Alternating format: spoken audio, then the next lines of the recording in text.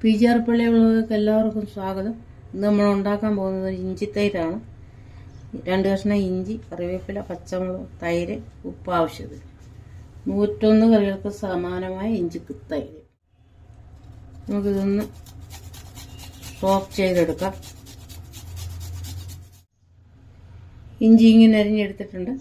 ഇനി നമുക്ക് ഈ മുളക് ഇതിനകത്തോട്ടൊന്ന് കണ്ടിച്ചിടാം. മുളകും കറിവേപ്പിലയും കണ്ടിച്ചിട്ടിട്ട് തൈര് ചേർക്കാം. ഇനി കറിവേപ്പിലയും കൂടെ ഇടാം, ചെറുതായിട്ടിരിഞ്ഞ്. ഇനി അതൊരു ബൗളിലോട്ട് എടുക്കാം. ഇനി നമുക്കിതൊരു ബൗളിലോട്ടിടാം.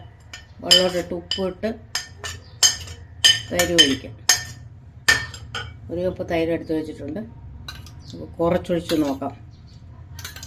2 പേർക്കൊക്കെ കൂട്ടാൻ ഇത് മതിയാവും.